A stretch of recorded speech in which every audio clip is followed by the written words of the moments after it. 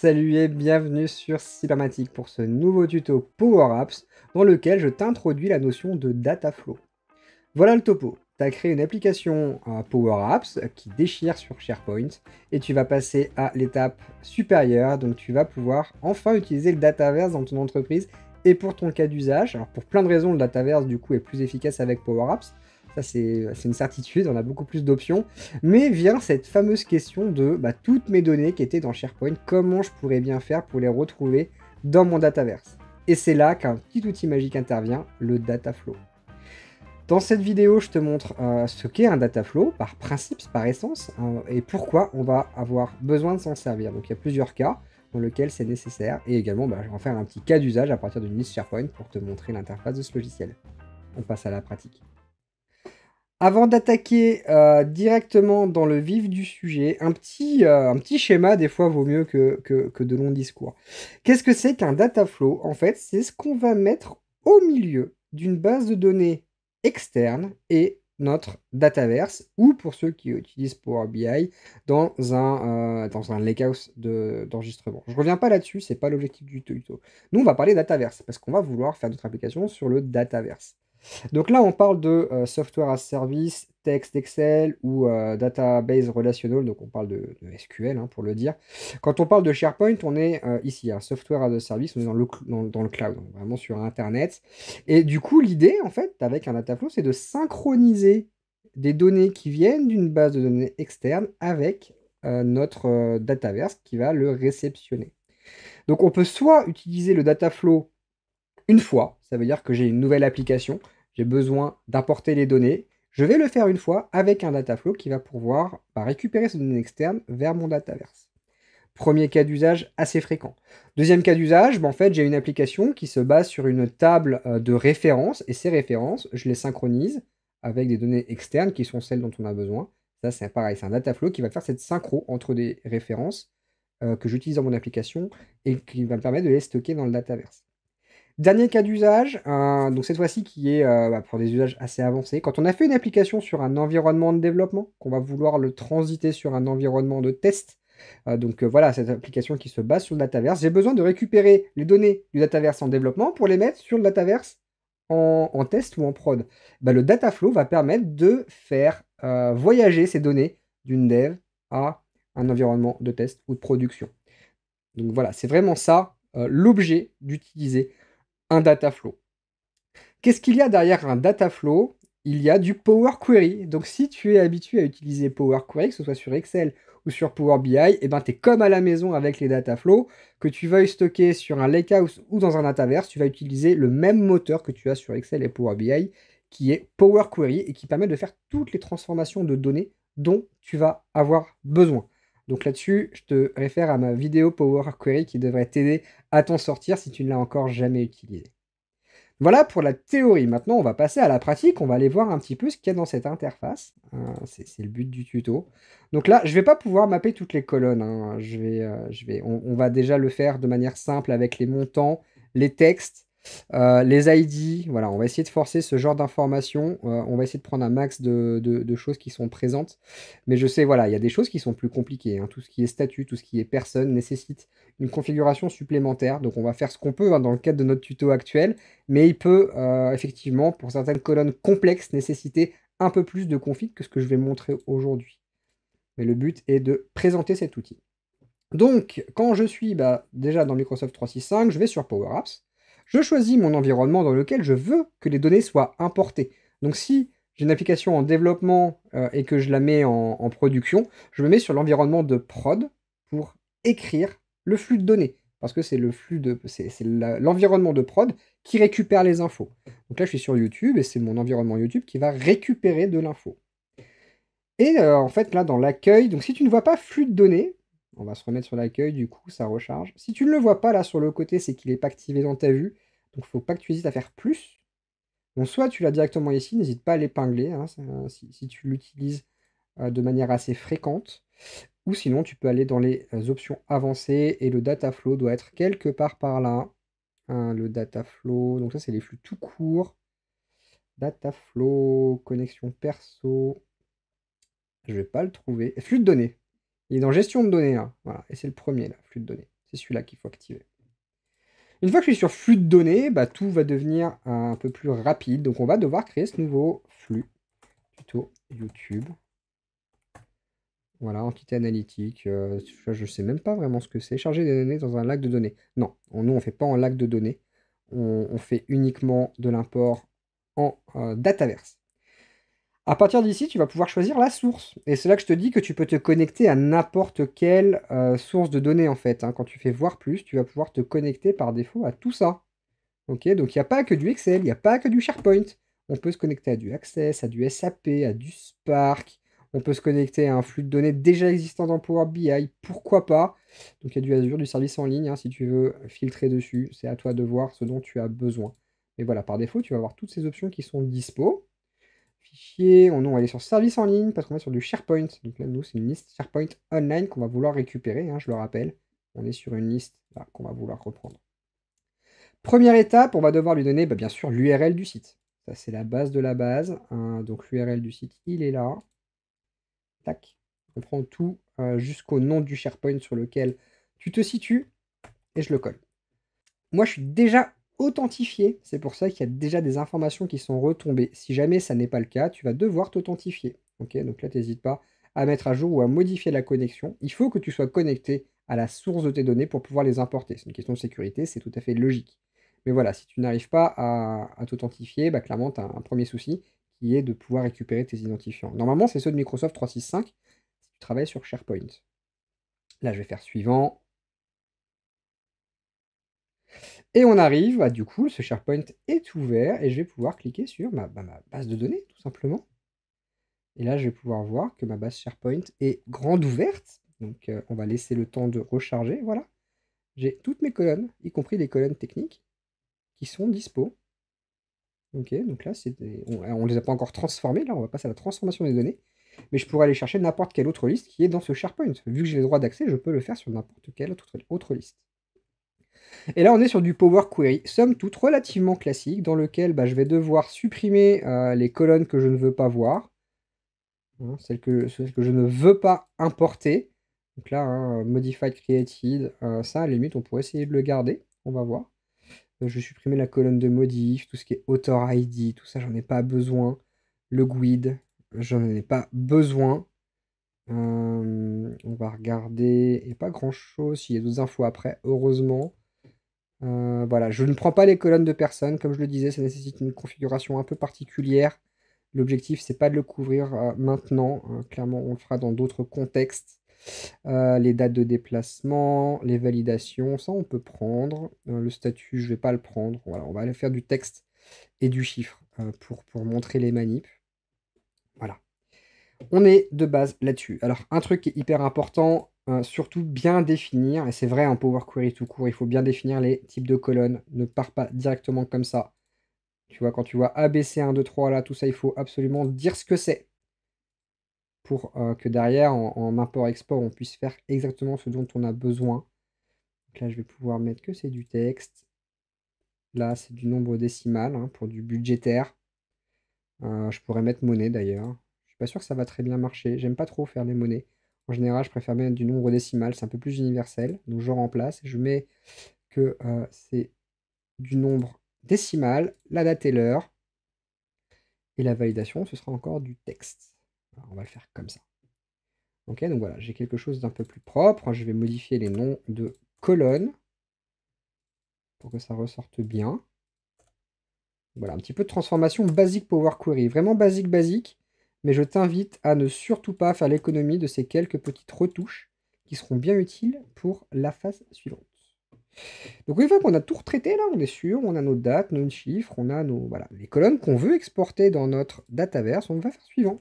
Et là, on va choisir ce qu'on veut faire. Soit on va charger sur une nouvelle table, soit on va le faire sur une ancienne. Ok, donc clairement, moi je monte sur une nouvelle table. Quand tu veux le faire sur une table déjà existante, tu es sur une autre interface où tu vas pouvoir voir charger une table existante et tu vas pouvoir la sélectionner. Donc, par exemple, alors là fais gaffe parce qu'il y a quand même toutes les colonnes de ton Dataverse, notamment si tu l'utilises en prod. Clairement, il ne faut pas faire n'importe quoi.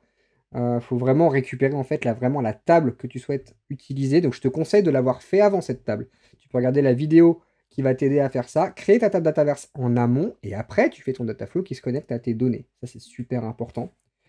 Là par exemple je sais que j'ai une table tuto YouTube. J'aurais pu très bien sélectionner cette table tuto YouTube. C'est la grade 3 de tuto YouTube. Elle prend l'acronyme en fait du développement qui est enregistré. Donc voilà, ça aurait été celle-ci. Typiquement ça aurait été celle-là. Le type d'import, est-ce que je rajoute, est-ce que je fusionne? Et après, on arrive sur le mappage des colonnes, ok, où on dit bah, telle colonne va dans telle destination. Ok, et on va comme ça pouvoir tout mapper correctement. Donc là, tu vois, date de départ, il se dit bah, c'est une date, je vais la mettre dans la date de commande de cette table-là. Et ça te dit oui, c'est mappé. Il va falloir que tout soit mappé pour que ça fonctionne, hein. Donc s'il y en a une qui manque, bah ça marche pas, tout simplement. Là, si je mets le table, ah, correspondance possible. Ok, voilà, il te met des infos claires. Moi, je vais le faire sur une nouvelle table. Voilà. Base des demandes de voyage. Elle s'appelle comme ça la table. C'est facile. Mappage des colonnes. Et là, du coup, le mappage est bah, automatique en fait. Texte, texte, texte ou texte multilingue. Tu vois, il n'y a rien à faire de plus. Alors, un autre truc, si je vais quand même montrer, hein, quand on charge sur une table existante, on a différentes méthodes d'importation. Tu peux soit ajouter, soit fusionner. Ok? Alors, quelle est la différence? Ça veut dire que dans le cas de l'ajout, tu ne vas rajouter, tu vas forcément rajouter des infos par rapport à ce qui existe dans la table. Tu n'écrases rien. Ça rajoute en dessous. Et à l'inverse, la fusion te permet de récupérer les informations qui sont équivalentes et de ne pas les supprimer, juste de les mettre à jour. C'est moins consommateur en ressources de le faire en fusion qu'en ajout. Et tu peux supprimer les lignes qui n'existent plus quand tu fais cette synchronisation. Donc si, si ça n'est plus... il y a une ligne qui n'existe plus dans ta liste SharePoint, elle disparaît également de ta table Dataverse. C'est l'idée. Donc on va nous faire chargement sur une nouvelle table, on peut mettre une description, le mappage, donc du coup il a directement créé des colonnes qui reprennent le même nom. J'ai rien de plus à faire, je fais suivant. Alors clé générée automatiquement, ok, non, et la colonne pour la clé secondaire, je vais mettre l'ID. Voilà. La clé secondaire, c'est l'identificateur qui fait qu'on ton Dataflow reconnaît une ligne. Dans SharePoint, la colonne d'ID, elle est unique et elle est technique. Ça veut dire qu'on rajoute un à chaque fois, en fait. Dès que tu fais un enregistrement sur du SharePoint, ça rajoute un.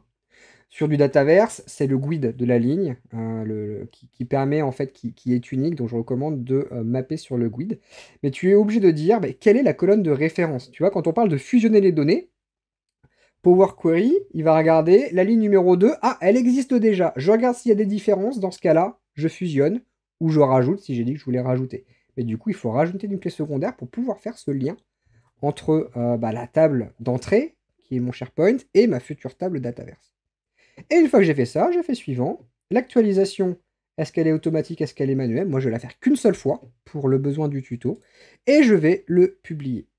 Alors en fait, après, il y a plusieurs étapes qui vont être préalables avant que tu puisses voir ta table. Donc déjà, il y a une étape de publication. Quand tu as créé ton flux est publié sur le service Power Apps. Donc là, ça va prendre quelques secondes, des fois quelques minutes. Ça peut être assez long. On fera un petit cut de la vidéo. Et après, on passera à l'étape suivante qui sera l'activation du flux. Ok, donc l'activation du flux, une fois que c'est prêt, je vais pouvoir, et c'est ce que je montrerai juste après, je vais pouvoir l'envoyer. Voilà, une fois que le flux est publié, on va pouvoir voir qu'il est en cours d'actualisation. Ok, donc là, on voit, je ne l'ai pas lancé à la main, hein. Une fois qu'il est publié, la première fois, le flux se lance tout seul. Ok, donc ça, c'est direct, on n'a rien à faire pour le lancer la première fois. Et on va voir que l'actualisation, à un moment donné, a réussi. Ok, donc toujours dans cette interface, si je vais voir dans l'historique des actualisations, je peux voir que 9 lignes ont été créées, 0 mise à jour et 0 ont échoué. On va aller voir un petit peu dans le Dataverse ce qui s'est passé de ce YouTube pour voir que cette base est existante et que j'ai effectivement récupéré les données. Donc là, je vais aller dans les tables, je dois pouvoir retrouver ma base de demande de voyage. Ça va être une table perso, du coup. Base de demande de voyage, elle est là. Je vais l'ouvrir, cette table Dataverse.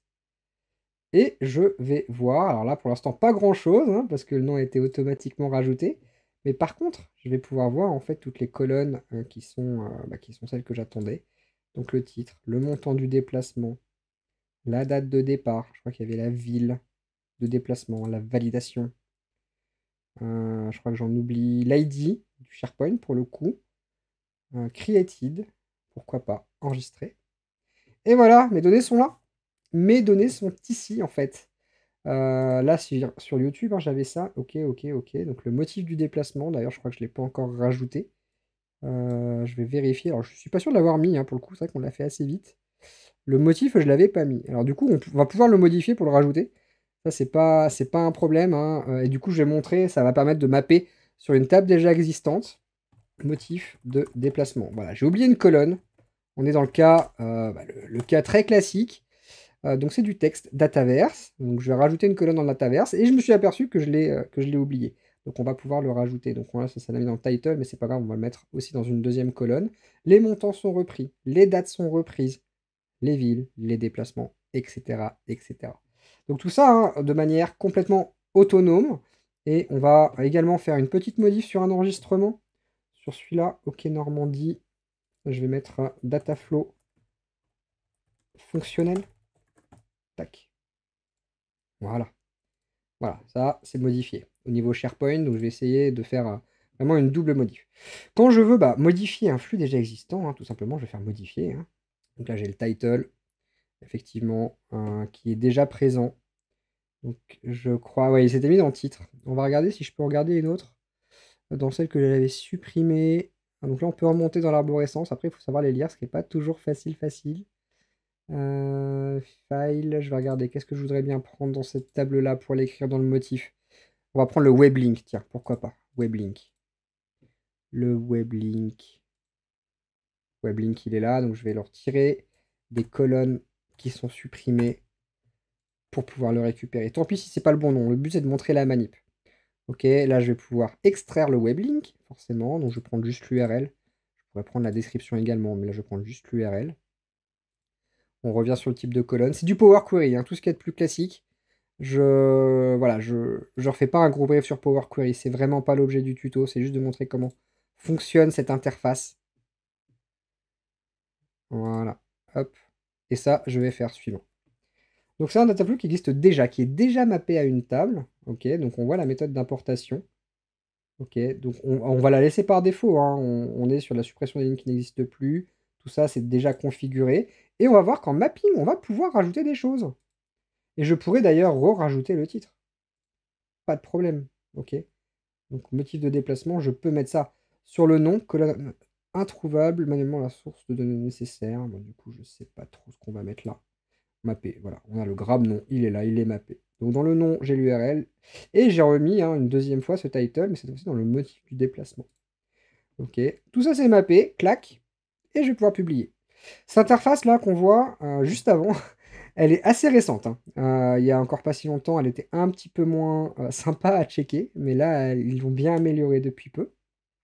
Donc, première étape, publication. Deuxième étape, lancement. Donc là, on l'a juste publié, et le fait de le publier génère cette nouvelle actualisation.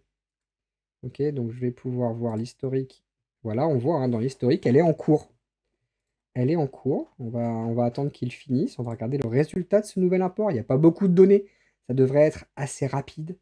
On voit que la première a tourné en 48 secondes. Donc ça veut dire qu'en 48 secondes, là, la première fois, j'ai importé les 10 colonnes, les 90 en fait, hein, les 90 infos, je les ai prises et je les ai mises dans ma table Dataverse. Alors 90 secondes, 48 secondes plus le temps que je fasse le flux, évidemment. Mais ça a créé la table Dataverse. Ça a créé les colonnes. Ça a écrit à l'intérieur. Tout ça de manière totalement automatisée. Donc moi, je suis complètement fan de cette techno. En tout cas, c'est encore une option qui fait que le Dataverse est extrêmement pertinent à l'usage. Voilà, SO, historique des validations, il a fini en 43 secondes. Et là, je veux pouvoir qu'il y a 9 lignes qui ont été mises à jour. Elles n'ont pas été créées, elles n'ont pas échoué, elles ont été mises à jour. Ok, donc là, on va aller checker notre table, hein, tout simplement. Je vais retourner dessus, table, personnaliser, donc les bases de demande de voyage, elle est là. Dataflow fonctionnel, voilà, c'est ça qu'on avait changé tout à l'heure. Et ben c'est là, c'est déjà mappé. Le nom, hein, qui était automatisé, on a même pu forcer la colonne d'origine, même si elle était calculée à la base, on a pu forcer et mettre les URL qu'on avait décidé de mettre. Et sur cette colonne que j'avais oubliée là, eh ben pas de problème, j'ai récupéré. Alors j'ai mis la même info que dans le titre. C'était voilà, effectivement, c'est pas hyper pertinent. Ce qui était important, c'est de montrer que à partir d'une table, si j'ai oublié des infos, je peux reprendre la même base, je peux recréer une colonne et je peux remapper l'ensemble des infos. Et tout ça avec très peu d'efforts, un peu de Power Query, et derrière, bah, le pont entre les données se fait de manière extrêmement efficace. Voilà pour ce tuto Power Apps dans lequel je te montre ce qu'est un data flow avec des cas d'usage concrets. J'espère que ça t'a plu, que ça te sera utile dans le cadre du déploiement de tes applications et de leur création. C'est vraiment un outil à connaître impérativement quand on utilise du Dataverse. C'est ce qui permet d'être très efficace pour la création et le déploiement. Lâche un petit pouce et abonne-toi à la chaîne, ça c'est la récompense du créateur. J'adore voir la communauté grandir. On est encore sur la série de tutos Power Apps, donc qui va bientôt toucher à sa fin. Effectivement, on a déjà envoyé pas mal des tutos Power Apps, mais effectivement, parler Power Apps sans parler Dataflow quand on est avec du Dataverse, ça aurait été un pur sacrilège. Amuse-toi bien avec Power Apps, avec tes Dataflow, et nous on se dit à très bientôt pour de prochains tutos. Ciao.